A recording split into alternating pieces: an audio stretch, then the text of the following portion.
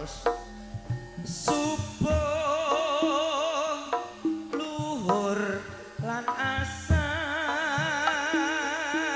salat saya tinadoke tindak munkar magrib lan isak jangkepe prayogane ditambah salat sunahe aja sembrono iku perintah agama eling Allah ning donya mbok sadela sabar lan tawakal pasrah sing kuwasa yen kepareng besok munggah swarga agung budaya mas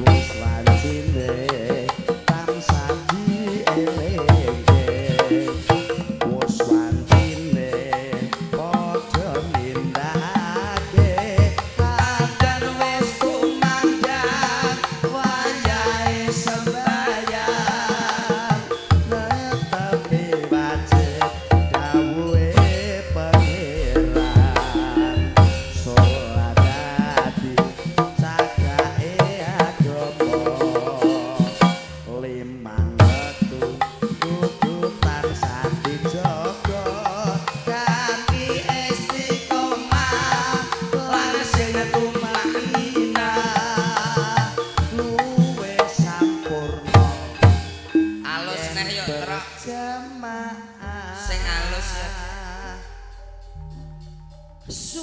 subuh luhur lan asar salat sayekti nadoke tindak munkar magrib lan isak jangkepe prayogane ditambah salat sunahe aja sembrono iku perintah agama elingono ning donya mbok sadela sabar lan tawakal pasrah sing kuwasa yen kepareng besok kemo abah pentek piye apa ora ngono bangeten panjak iki piye le model panjak iki le oh bener tukang gendang sambar delap ya iku sapa katok katok sapa katrok katrok ora ngono kowe sok malah entek resik kaya isi dompetku berarti dhek pinter kok iso pinter ngerti nek unggah-unggahane dhuwur lek ngeremelon-elon derajat ngene Dek. iya Pirang-pirang dina iki Dek awake iso ning dhuwur-dhuwur tok isine. lah ya Den bengi ku malah bediding maine ning nang Murya. dhuwur Dhuwur lah iki ya malah Dek. wong acen penak aku manggon dhuwur Ah ya ora. ora Ya kadang kala ya ning dhuwur ning ngisor barang. lah ene bangetan iku dak tukang kendang Lah kok iso wis banget. ngerti dhuwur panggung ambek ngisor panggungnya kudune kompak Kompak. rak yo ngono Iya. nek dhuwur robah Loh, ngisor ngisor yo kudu obah. lah nek dhuwur robah ngisor gak obah Wah, ya iku perlu jamu. ora perlu jamu piye Lah iya. mane ndasip ora yo ngono to Lah iya. lah kok nek dhuwur robah ngisor robah Pasti Dek. dadi dadi Ah, bocah dadi bocah keperinget. lambemu kok iso alhamdulillah awak dhewe kepareng sowan Bareng sowan wonten daleme sinten Walah mau kowe ora usah takok ae terus kok iso. Lah dene iku sing pernah tuwa dak wis pantes tak takok. Lah iya, Dik, kok iso kowe ku ya padha ae. Rokok jatah rokok wis mbok udut. Mangan wis mbok pangan. Jaminan ya mbok wis tak adek kresek. Adai kresek kabeh mbok bontot. Lho sing duwe gawe iso ora roh iki bangeten lah kowe iki. Pak kagungan kusel. Lah iya. Aku ya radong. Lah iya kowe kok iso. Lah kenapa yo reti? Lah kok iso. Mbok anggap aku piye lah kowe iki? Lah piye no? Lah iya, kowe ngerti berarti. Malah kowe ku iso cah cilik wis ora rowan kowe iki. Kok ora rowan pil bapak kang kagungan kersa, ibu kang kagungan kersa. Kersane apa? Kowe berarti reti. Ya blas ah. Blas ora roh. Ngono kok mengamu engkres awak dhewe saroban Pak Agung Budaya kepareng sowan wonten dalemipun Bapak Jamari sak keluarga. Nggih. Bapak Lemari matur suwun. Apa lah? Bapak Lemari iku lho. Sapa, Dik? Bapak Jamari. Bapak nggih, Bapak kaya lambemu, Dik. Lambemu Dik Bapak Jamari adalah Ibu Sri. Alhamdulillah Bu Sri nggih gadah damel nyunatno Pak Jamari. Lambem. Piye lah? Kok iso lapo kok Pak Jamari disunatno iku? Lah piye? Malah kowe nyunatno Pak Jamari apa malah nganggo linggis? Berarti ya Pak Jamari disunati. Alah kleru. Sing bener iku piye? Pak Jamari karo Bu Jamari sunat-sunatan. Sunat-sunatan iku lho.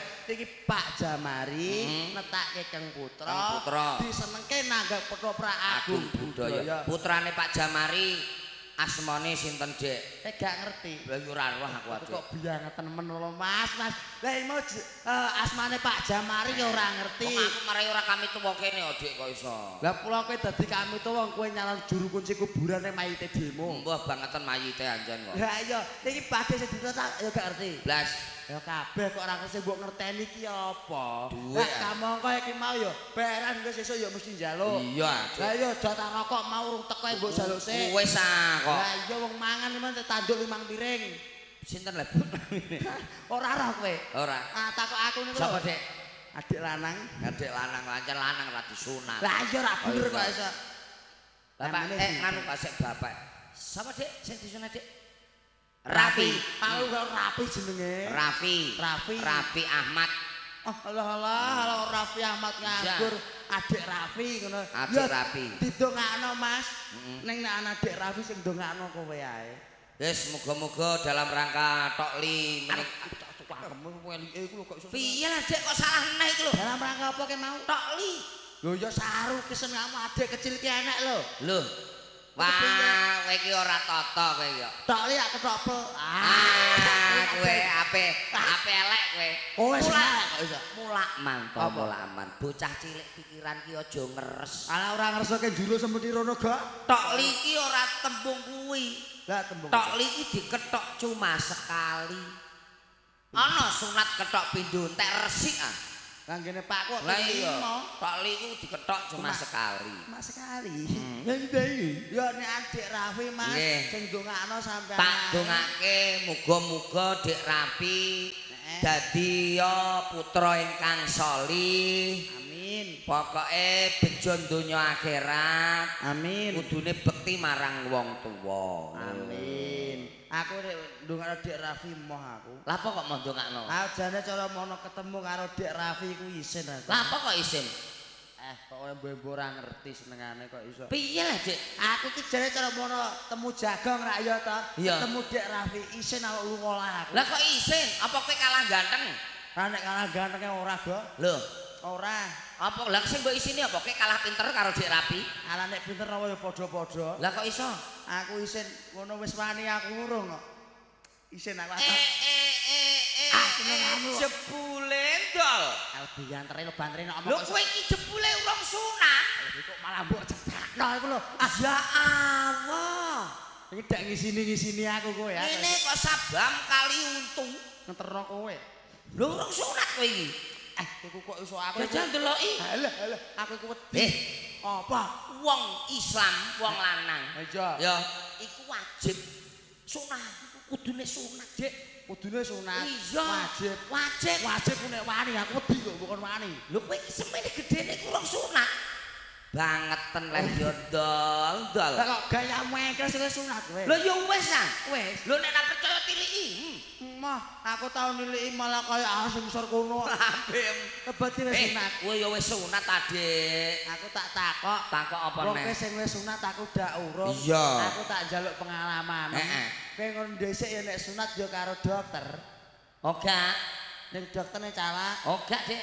Ning ndi? Nang pom bensin kono lho. Disemprot terus disumet. Iya ben warane rada semu ireng sithik ya. Semu ireng gundulmu lho iso. Wah jenenge sunat iki ya ora sak jaman saiki ning dokter jaman dhisik ku ning calak. Lah aku ndak urung tau sunat. Muni ning pom bensin kok percayane ra karuan. Lah aku urung sunat. Lah kae dhisik ya ketemu dokter. Oga. Ketemu sapa? Ora ketemu Mbah Sarni bakul jagung lho. Kok Mbak Sari bakul jagung ki Lho jenenge sunat ning dokter ya ketemu dokter. Ya wong. Oga. Apa? Demit iki lho. Iya nek demit nyunati kan iso nganu iso gak ngrasa. Apik. Apik. Yo aja dia ketemu dokter kok iso. Ya menungso ya berarti ya. Dhisik nek disunati ya Mas. Apa? Ya nganggo gunting utawa laser iku. Oh gak, Dek. Gak. Nyewa cah sing nyenso alas iku lho. Reng langsung disenso mak gris. Wih. Jos ben cepet ora koso ujug-ujug bar nganggo. Iya. Terus bar nyenso gulum sisan. Ora mati aku. Wong jenenge sunat iku ya nek ora nganggo gunting iku ya laser to, Dik. Jaman dhisik ngene iku dicupit digunting, nek jaman saiki modern ben cepet garing langsung mari iku dilaser. Lah aku dak urung tau sunat. Disenso kok sewene jas iku, Mas. Lah ngasaku ben cepet ora krasa. Kok iso wong kok aneh-aneh ae. Lah iku ra didrojoro diketok. Iya. Nek bar diketok niku ya metu getihe. Oke. Lah metu apane? Metu kecap karo saos iku lho, Dik. Kok terus kena nggo ngekeki bakso ning isor iku. Apik. Berarti iki ngene, Dik. Sapa, Dik? Rafi. Dikumpulno dekek ning bakso niku. Ya. Engko terus badokno kowe. Nggih. Wah jenenge daging urip diketok ya metu getihe ndol. Lah aku dak urung tau sunat. Lah ora usah sunat takokmu iku ya ora lumrah. Kok wong kok malah nesu. Ya ora nesu takokmu aneh-aneh ae kok. Lah aku malah metu getihe. Ngono ku ya dibebet nganggo perban, Mas. Gak. Nganggo apa? Godhong gedang ngono lho, Dik. Walah malah kaya lontong. Jas iku. Ya. Ya, jas. Engko kek opor jejelno Pak Am. Lho, kok mas jejel Pak aku? Lah wong jenenge sunat daging lara iku mau yo tetep diblebete nganggo perban blok. Nganggo godhong gedang wih matuh iku, Mas. Lha kok malah nesu lho. Lah kuwi ku takokmu iku yo ora lumrah. Lho ora lumrah piye lah. Lho jenenge daging lara yo wis luka ngene yo diperban, Adik. Aku urung tau sunat. Lah iya kok iso lah perban. Malah diperban. Ya. Nek kaya Dek Rafin iki disenengno Kang Rama Pak Jamari nanggap ketoprak. Nanggap ketoprak. Wis jaman dhisik ya nanggap ketoprak. Oh gak. Dangdut nanggap wong watuk iku lho wong sak RT tak klompokno kabeh tak jejer-jejer sing watuk sapa wih rawamene Dik ra karuan. Sok tak fotone. Masih ana sing metu linggise ana metu lemari es sik kok. Lah mosok wong watuk kok metu linggis. Kowe iku kandhani. Oh, gene. Wong jenenge ditanggapno ya kaya Dik Rapi ngene iki nanggap ketoprak apa nanggap dangdut. Jare nanggap wong watuk. Lho jenenge nanggap wong watuk ya mbok percaya nek kowe iku kok. Lah nek ora percaya piye kok. Alah mbah ngrasakno kowe. Nek aku jane lho Mas, apa? aku iki rada susah. Susahe perkara ngene lho. Piye? Aku mau dak teko aku keri. Iku ana sebabe. Sebabe? Bingung golek utangan. Lah kok bingung golek utangan? Lah piye wong aku njaluk sangu bapakku yo ora duweki nggo tuku bensin, aku yo golek utangan. Lah kok golek utangan metu yang kabeh utang aku ya, aku ora duwe dhuwit. Ora ngene lho. Mah aku nek mbok utangi. Ngene lho aku mikir perkara iku. Piye? Piye ben Pak aku sadar ya. Lah ya mbah wong kowe iku sing paham dhewe kok malah takon aku. Wailite ku bangeten niku. Pancen Pak Anu jok sugih iku lho. Heeh. Kandhani kok. Karo bola iki ora patek. Lah jompene kok kowe balane. Aku anake ora digawe. Lah ya iku terus piye? Biasane kowe kok sing duwe ide apik. Iki ngene, wong kowe ku dulurku lanang. Ora aku njaluk tulung kowe nek gelem. Njaluk tulung sapa? Ben bapakku dhuwite metu tak njaluk tulung kowe. Wah aku nek aku mbok utangi aku ora duwe dhuwit lho. Ora utang dhuwit. Kok iso njaluk tulung piye? Pengko lara ya. Tak gecek gasem kok. Lah wong waras-waras ngene mbok kon lara. Iku piye lah? Mau lah wong waras seger waras bugar mbok kon lara. Mote ngene lho Mas. Aku njaluk tulung kowe ben duwe bapakku metu ra ya le. Kowe engko gelem lara ya. Emah. Kok emoh iku piye? Agung budaya tanggapan sik pirang-pirang mbok kon lara. Maksude ora lara tenan iku ora. Embo-embo lara nggo ngakali bapakku. Embo-embo lara. Ya. Lah kowe muni ke lara kowe ya Mas dak ya aku mah, Dik. Maksude ngene lho. Embo-embo lara. Engko tak weki penyakit. Gene. Lambe men. Napa? Ngekeki yo penyakit iki apa? Maksude engko tak weki resepe larane lara piye ngono. Sepelan. Ngono. Awakmu. Kowe embo-embo lara mengkeret. Apa? Ora umum iku, Pak. Ora umum piye? Ana takokne lho wong sagal dawa. Dene arek. Atik lara kok lara mengkeret iku ana apa piye? Lho ya ana acah lho sempete duwe jak metu. Iki akal-akalan kok iso. Lara mengkeret. Lara mengkeret iki gelem manut aku jak ya. Jos. Sing penting entuk dhuwit ya. Entuk dhuwit. Lah sembarang aku. Engko nek entuk dhuwit kudu mong loro. Masuk iki carane. Enteni kene diluk. Oh, perkara ngono ya kok iso. Lah ape mbok apakno aku? Apa tak botok? Sik gak. Terus aku mbok kongkon. Kan nggone tengah kene. Aja kursi iki, Adik. Sendi. Sing eko ae lho, penak nek iki mah gak iso engko aku. Sing ndi rek? Eko lho. Iki. Heeh. Amit sayangku cintaku ya. Heeh. Ben dekne roh. Ya. Oke. Siap. Wes. Rada rene lho ben roh.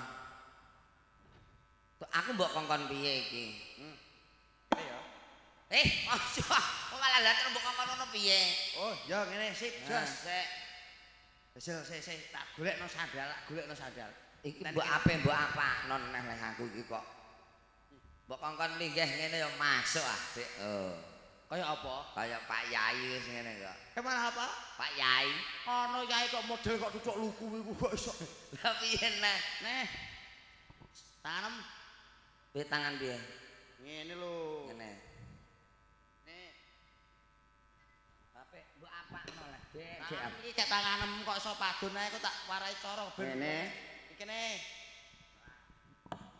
Aku karek tutupi. Terus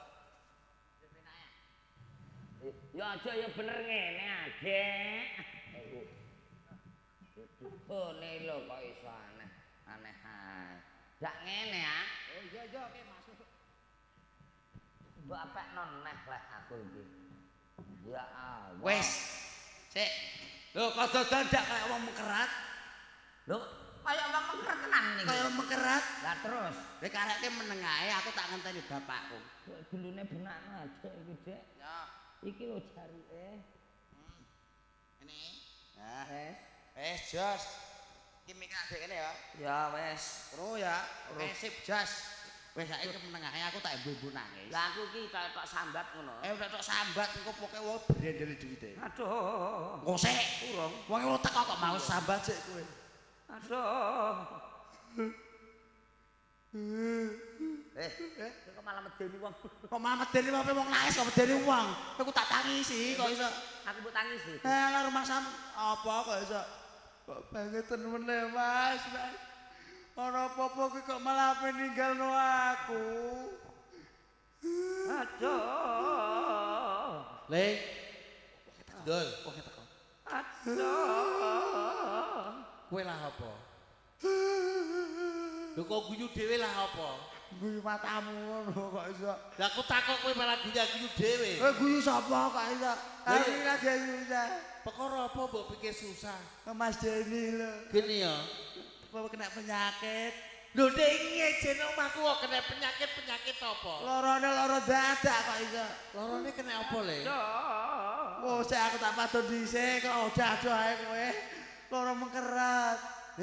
Lara mengkerat. Lah ususe manggon ndi? Hah? Ususe. Ususe manggon ning bathuk ora kok iso ususe ning weteng kok iso. Lah mengkeret iku manggone usus dak roh. Enggak gak penyakit iki. Aduh.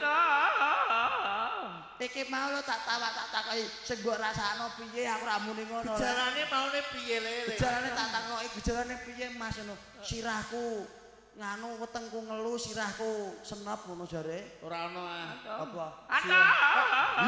Lho kok padha terus ae kowe kok iso. Den. Lho kok iso nganti ngono mang piye mau. Ngene iki banget tak kon mangan yo ora gelem kok. Jek tawani kowe ambek menawa gelem. Mangan Aden. Aduh. Tak tukono bubur ya. Bubur. Sego brabuk. Ora doyan. Lah manganem njaluk sego apa? Njaluk sego rawon. Aduh. Iki ora wong lara wong ameh boko. Lho kok iki wong lara tenan lho Pak. Lah lara basa lara kok jaluane kok sego rawon iki lho. Lah piye kok iso sakake aku wong lara kok njaluk mangan kok ora mbok turuti. Aku mangan nek trimo karo sego karak nek kok sego. Aduh. Tukokno ngombene. Ngombene menisan lek tuku. Ya tak tawani mau ora gelem ngombe. Tak tukono banyu aku ae ya. Ora ana rasane. Teh. Cangkemku pae. Lah kira apa jalukam? Jaluk soda gembirane ora ana ya arek bali lah. Lah nek iki kok. Iki ra kok tukokno lago Pak sake Pak. Lah kok tukono jaluk aneh-aneh ngono. Tage Masa lara kok jalukane sego rawon? Lho ora dadi wong lara. Lho nek sakne gak sake ngene iki kok iso aku ngene lho Pak. Mangko mbok priksakno apa urung? Mbok kon mriksakno piye wong aku dhuwit ora gablek. Mbok gawa ning gone dokter utawa ning gone mantri.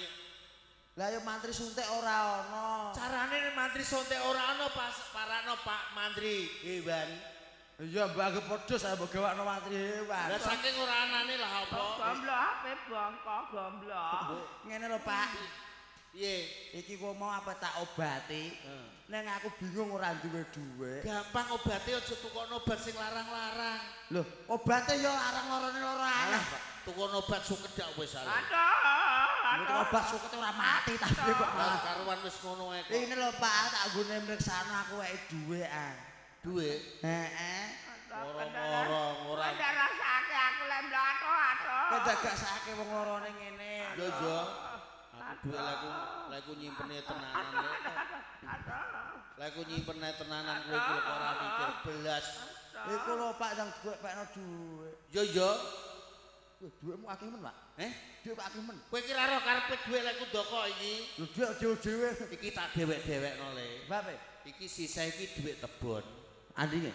Sisa dhuwit sapi. Sebab apa? Lah nek tak umur iki dhuwit tebon dintekno dhuwit sapi ya. Aduh lho, sampe mateni wong iki. Tukono obat aja larang-larang. Tukono obat suket ae. Alah. Mate aku. Aduh. Tak tak jejeg sisan kapoke engko. Wong iki wong sugih nukono obat lara mengker kok 20.000. Iki tuku bodir akeh kurang. Tuku obat kok larang-larang iki rumangsam. Obat paling ora ya ora 20.000 mbok iku Pak, nggo tuku obat. Masalah. Kowe ku piye leh kok iso? Ora tak rezeki malah mbuaki dhuwit. Iki apa kok malah? Iki wong lara apa wong lah apa kok Lah keprak dhewe wis lho kok iso nggoki.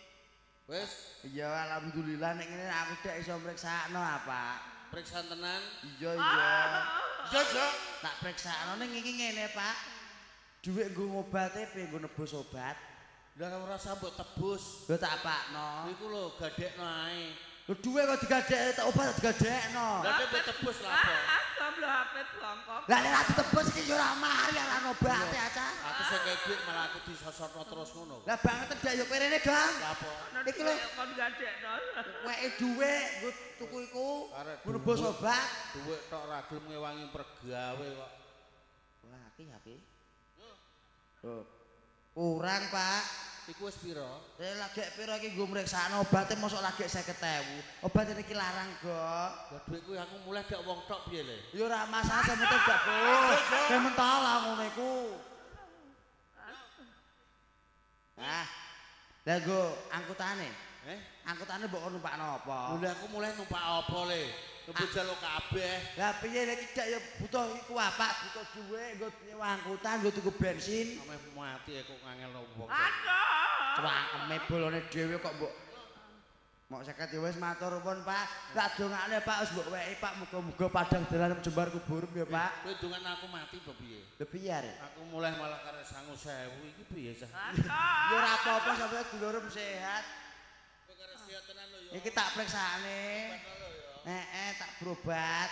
Kan koyo lali titene lali. Pecah lambe sak kapoke kowe. Mbok lara kok mbok ana.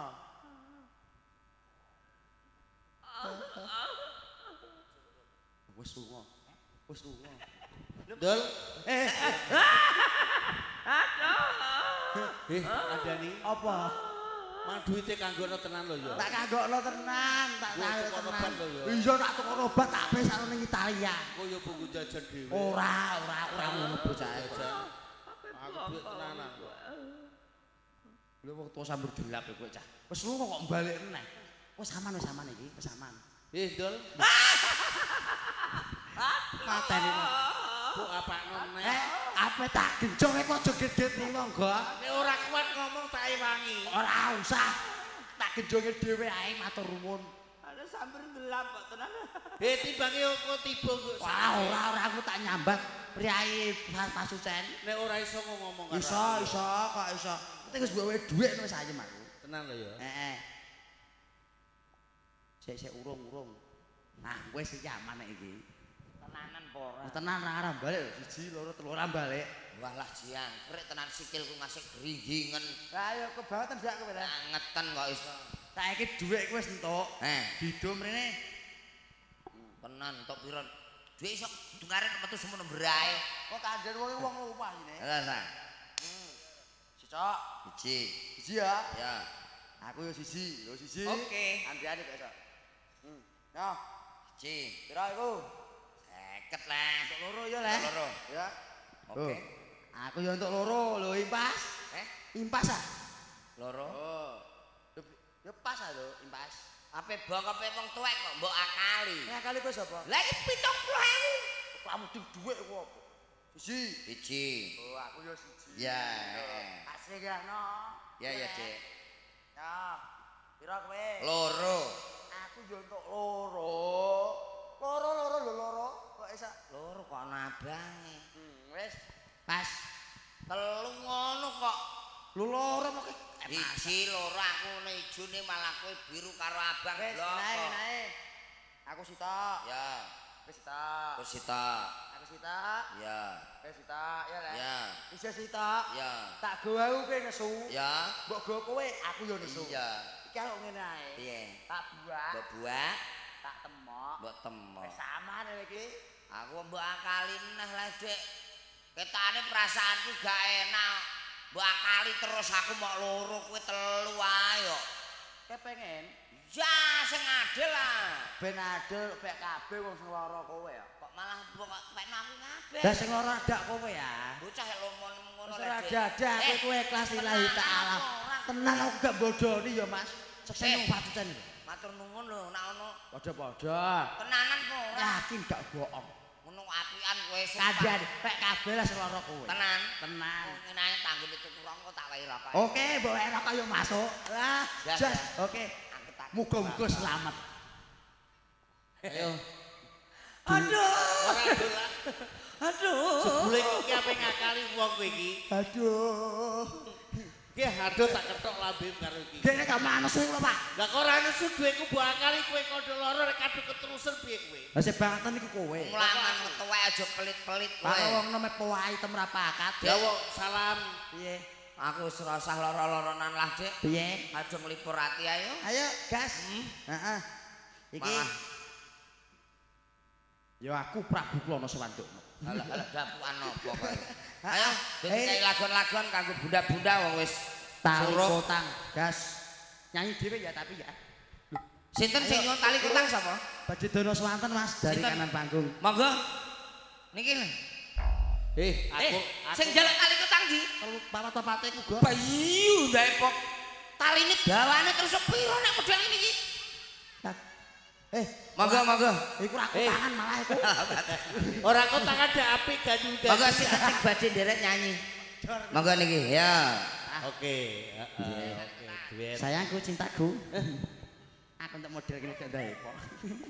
Mangga tali kotang. Kagum dulur-dulur Gardo Suten. Tali kotang untuk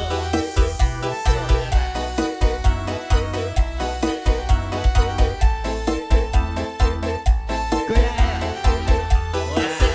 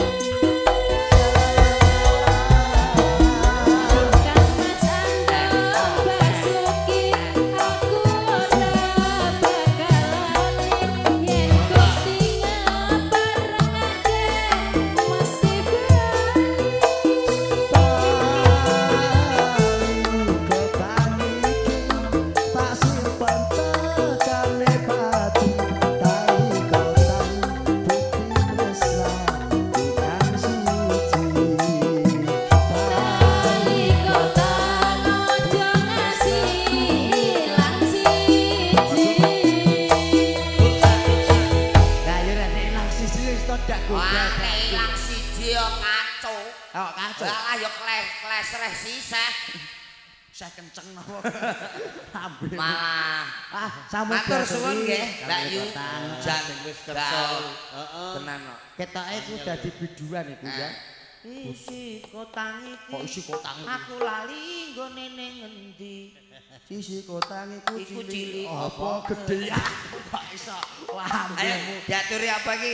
Arep gamelan yuk. Heeh. Nah, Satu tembang gamelan. Diweki tayuban Pak ya. Ayo tayuban. Ayo. Heeh kene iki ciri khase karo tayuban. Matur sembah suwun saderengipun niki sugeng rawuh kagem Para tamu. para tamu, sanak sedulur, Nggih. Banyu Milijan. Anu napa niku tamune Pak sinten mau, Dik? Bapak Jamari. Pak Jamari. Ibu Sri Mas wedaan ya Allah beluk-beluk Ya Allah. Semoga paringi apa le apike? 10. 10. Ayo diparingi 10, Mas. Semoga.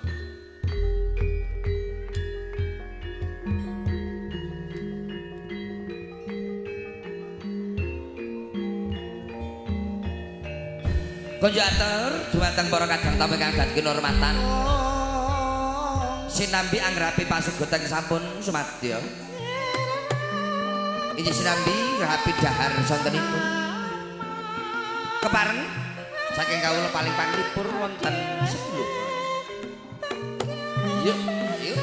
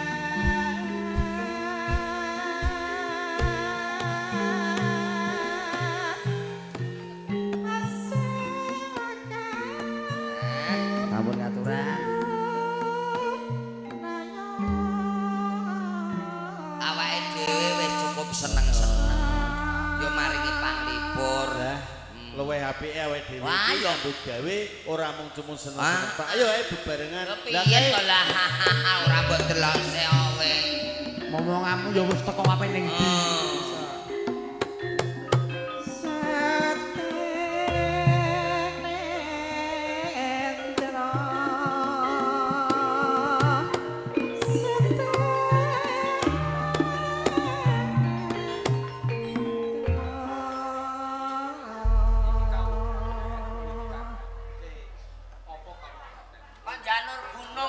Dodolan rene iki ana apa?